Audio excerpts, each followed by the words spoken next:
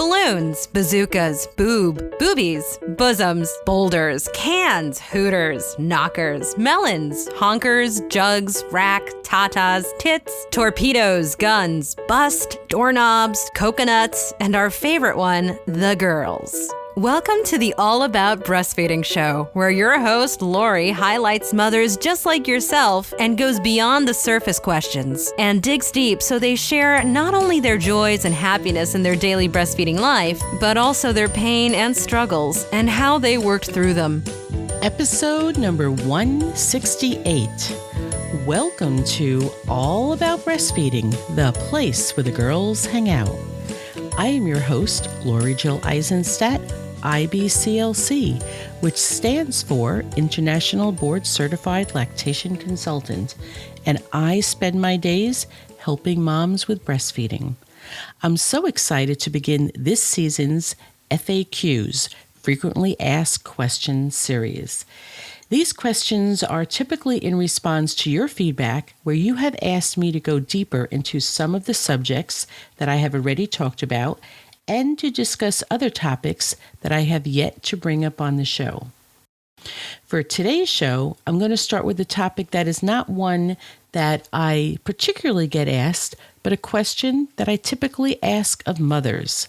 At the outset, it seems like a fairly simple question and one that would have an easy answer. However, I find that the response to this question often makes for great conversation and is a constant reminder to me to not take mothers and their thoughts and feelings for granted, and a reminder to never make assumptions.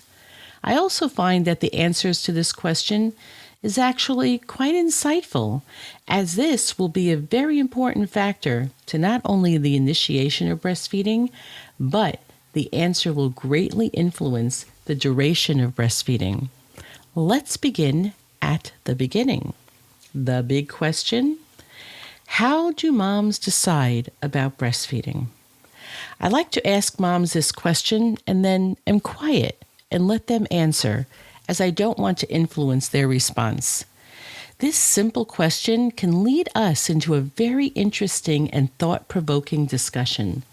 It also gives me great insight as to where each mom is coming from, what her healthcare philosophy is, what she's envisioning for her breastfeeding goals, who will be helping her at home to support her. It also allows me to find out if there are any specific concerns she has, any trauma that needs to be addressed, any hesitation on her part, or fears or anxieties that she has about breastfeeding. And some of the most common answers are, well, some moms will just say, I've done my research and I know it's the best thing for baby. Others will say, ever since I was pregnant and I began reading about breastfeeding, I just knew I wanted to breastfeed my baby. Some will say, well, I come from a long line of people who breastfeed, and I never really thought that I would be doing anything else but. Some moms will say, I have a lot of allergies in our family, and I really want to avoid this for my kids. And some will bring up the cost of formula and say they're looking to save money. Once they answer the question, depending upon how they answered it, I have some follow-up questions because this inquiring mind wants to know. So here are some of the other additional questions I might ask. If they didn't answer specifically, I will say, well, when did they decide? Who and what influenced them to breastfeed their baby? I will ask, is it something you thought about for years, even before becoming pregnant? Did you grow up in a household of breastfeeding women and assume this is what you would do also and just never really thought twice about it? I might ask, are you someone who does not want to really breastfeed, but you feel pressured by your partner, friends, and society? I might ask, had you planned on formula feeding and once your baby was born, surprised yourself by changing your mind? I don't ask these questions of every mom every single time, but depending upon their initial response, it can lead me to one of those questions. So to my listeners, what are your thoughts on this subject? Do you remember making a conscious decision to breastfeed your baby? When I interview guests, I'll usually ask them how they came to the decision to breastfeed. And I asked them how they prepared for it. Did they attend a breastfeeding group? Did they read books, watch videos, speak with other breastfeeding moms? Did they take classes? And I also asked most of my guests, did you ever have the conversation with your mother to find out if you were breastfed? If you're a regular listener of the show and have heard me ask this question of my guests, has it prompted you to have this discussion with your mother? And some of my guests' responses have left me teary-eyed and taken me by surprise. I remember one particular one when Jan, from episode number 11, she told me that her mother was a very traditional woman. She kept a tidy house. That was important to her, to have good home-cooked meals, her kids well-dressed and well taken care of. This is what Jan said to me about her mother's breastfeeding experience. She said, "My mother and I, from day one, never really got along well. And ironically, my mother told me that when I was 3 weeks old, I rejected her. She said she was breastfeeding me, but I didn't feed well, and it really hurt her feelings. And her mother said she felt like she held it against me." Jan said, "We didn't start out too well and have always struggled to understand one another." Jan told me that she was told this at a very early age and how badly it made her feel. Now, I carried on with that interview, but it really stuck with me for weeks and weeks later. How awful it must have been for Jan to be told as a young girl that her mother felt rejected because Jan wasn't breastfeeding well. I've heard a lot of other stories from mothers, guests who were born before 1970. They will frequently tell me the reasons for their mothers not breastfeeding, that it's that their moms were told that formula was the best nourishment for babies, which was very common in those days. Moms were given medication to dry up their milk right after birth. And some who showed an interest in breastfeeding, well, they were given all kinds of reasons not to breastfeed, and snide remarks were made. A common one was like, "You don't really want to be like a cow now, do you?" Those were very frequent comments.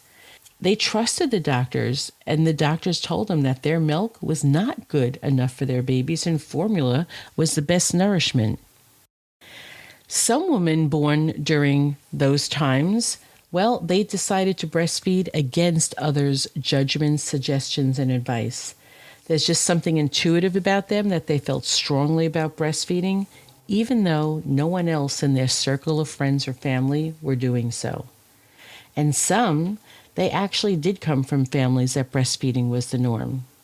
In our current generation, many mothers have said that before they had a baby, they knew they wanted to breastfeed. Some say they knew this as a young girl.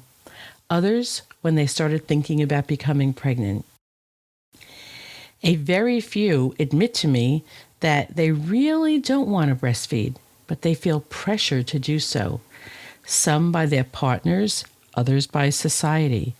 I imagine this is a very hard thing to admit to me, and I figure that if a few are brave enough to tell me their truth, there are probably more who feel this way, but just don't want to say anything to me. I have worked with a fair amount of moms who have greatly suffered some form of abuse, and this has greatly impacted their decision to breastfeed. Their responses to the question about the decision to breastfeed or not are varied. Some moms say they really look forward to breastfeeding and they feel like this will be healing for them. Other moms tell me that they feel lots of pressure to breastfeed, but just don't see themselves doing so. They may be arguing with their partners over this. They may have understanding partners. Some moms tell me they just plan on formula feeding because they just don't think they can coordinate working and breastfeeding and pumping. And other moms just don't even know why they have a strong negative reaction to the thoughts of breastfeeding. I have worked with a fair amount of moms where this has come up after their baby was born, and they do begin breastfeeding, and it is so not working. They're extremely anxious and sometimes going through a depression. And we find out afterwards that there was some abuse, and it brought up all those memories, even if they weren't connecting to it at the time. A small percentage have said that they planned on bottle feeding with formula, and then, surprising even to themselves, as they changed their mind as pregnancy progressed, or maybe changed their mind as soon as the baby was born. The moms that fall into this category are some of the most fiercest advocates I have ever seen. Some equate breastfeeding purely as a food to feed their babies. They see it as the best food that nature can provide. Others equate breastfeeding with love. It's their way of showing their baby and others how much they love them, particularly if they're having struggles. Some moms absolutely refuse to stop breastfeeding, no matter how painful or how difficult it has become. To do so, they would be telling the rest of the world that they don't love their baby enough, or they won't bond with their baby if they don't breastfeed. It makes me saddest of all.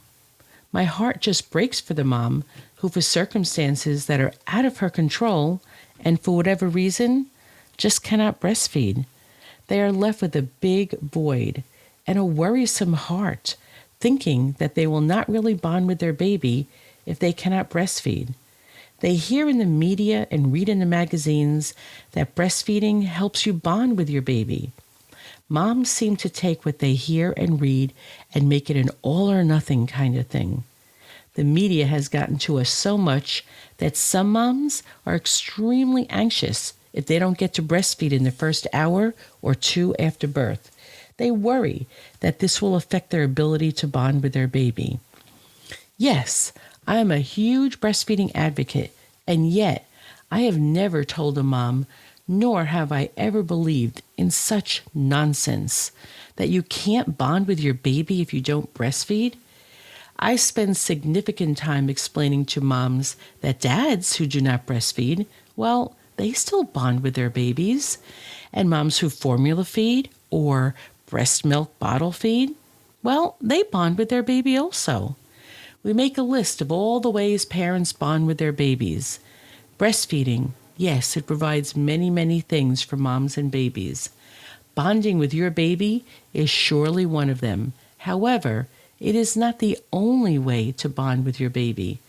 Holding and caressing and rocking and talking and singing to your baby are all ways to bond with them. Having them lay on your chest, gazing into each other's eyes, such a simple act, is a very common way to bond with your baby. Every coo, gaze, song, hum, touch, snuggle are just a few of the many ways to bond with your baby. Every diaper change and every bath is more opportunity to interact with your baby and bond with them. So, how would you answer this question? Did you always know that you wanted to breastfeed?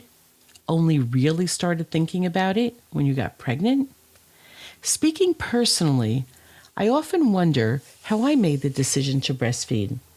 My mother formula fed all 5 of her kids, and the only other adult I knew intimately who had children was my older sister, and she formula fed both of her kids. I never even heard the term breastfeeding, and never did I ever knowingly even witness anyone breastfeeding in my youth. All my cousins were formula fed. I babysat a lot in my teens, and every single baby I watched was formula fed. As a young adult, I put myself through community college by babysitting for many kids, newborns through kindergartners, and I never did anything but formula feed these babies. A majority of the babies were eating rice cereal by the time they were 3 months old. Some were getting rice cereal mixed with the formula in the bottle and would drink this mixture. I remember reading just a few lines about breastfeeding in one book about the miracle of life. I was really enjoying learning about all the changes the fetus goes through in utero. You know, those fascinating stories that show the baby growing from week to week and month to month. I quickly became enamored with the amazing placenta. I made this connection that the placenta is what fed my baby while inside me, and that once the baby was born and brought into my arms, the next place for food was the breast. It seemed logical to me. from not having given this whole breastfeeding thing any thought to it becoming the most natural thing to do, just came to me, just like that. And there was no looking back, even though family members thought it was quite odd and strange. And why would I want to do something like that? You just give baby the bottle. It's not that my mother didn't want me to breastfeed. She just didn't understand this way of feeding a baby. How sad that this was such an odd thing for her and that she just had no idea how this whole breastfeeding thing worked. I remember clearly one female member in particular was so against breastfeeding and me using my breast in such a way, and she would always say that she felt badly for me, as she couldn't understand why I would want to have a baby sucking on my boob all night and all day. Others were talking about how somehow my baby was growing and getting rolls, but not being able to see the milk go into the baby. Well, they just had a hard time understanding it all. To a small degree, I can relate to this because if I were to look back at me as a young girl, I was totally clueless. I remember taking class, and while I don't remember exactly what I thought about breastfeeding was going to be like, I do know that I was only a few weeks into breastfeeding, and I looked back and thought, wow, this is absolutely nothing like whatever I thought it was going to be like. Everyone in my family was thrilled that I was going to have a baby, and I was thrilled to receive many clothes and hand-me-downs that were all in great condition. They were beautiful, well cared for, 100% soft cotton baby clothes and PJs that were handed down from the generation before that my grandfather, who was a tailor, made for his kids. My siblings and I had worn these clothes. So had my cousins and nieces and nephews. My mother had washed and lovingly folded all of these clothes and gave them to me, along with what she called my baby bottle propper that I used when I was a baby, and she was thrilled to hand it down to me. I do remember telling her that I wouldn't be needing it, and she made some comment about that I would be grateful for it one day, as my baby will be able to feed herself, and this would free me up to get other things done. I've read much about how moms come to the decision to breastfeed.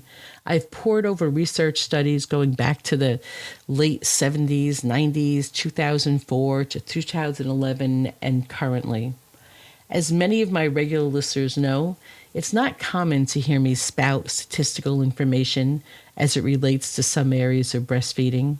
Of course, I do enjoy reading and researching and utilizing statistical information at times. However, I find that in certain areas of research, the conclusions that I or someone else might care to share can lead the listener down a very different road depending upon different factors. So I didn't want to sit on this show and just give you statistical information, what the research shows about the decision that goes into a mom deciding to breastfeed. I like to hear from women themselves. And studies, they're quite interesting. You have to ask yourself, who are the researchers? Who is funding the research? How many mothers and babies were actually studied? Should we really believe what formula companies' research is telling us about breastfed babies and mothers? When studies come out against breastfeeding, saying that it does not reduce the rates of certain health issues, should we believe their results when we find out that they only studied 250 babies and these babies were fed a mixture of formula and human milk? I would say that this renders that study null and void. Research and statistics are very important. The benefits to breastfeeding for mom and baby, society, and the environment are all well documented. In the end, though, I believe that all women have the right to make their own decision and should do so without feeling pressured by anyone, and I'm curious how they came about that decision. My part in all of this as an IBCLC, well, it's my job, my pleasure, and my passion to work closely with a mom and help her achieve what she desires, whether it be exclusive breastfeeding, exclusive pumping, or a combination of both, whether she wants to use a supplemental nursing system or she wants to use donor milk, if she does not have a full supply and wants to supplement with formula. And yes, if there comes a time when she wants to wean, I want her to do this safely and I will be here to help her. Her baby, her body, her breasts. Meeting the mom where she is at. That is what I am all about. I hope today's show has sparked some interest for you. Perhaps opened up the door for you to talk to other moms about their thoughts on this subject. Maybe have you engage in a conversation with your own mother or sister or friend about the subject. Talking honestly and openly about breastfeeding helps us to reduce our judgment of each other. You will often hear me say, "Who are we to know what is going on in that mom's life?" Be kind to each other. If you have not already joined our Facebook group, just go to Facebook and search for All About Breastfeeding Community. Those 4 words, it will pop up our Facebook group and join in the discussion. I am going to start a post the day this comes out so we can have a discussion about your decision to breastfeed. Next week, we continue with another great interview. Until then, bye-bye.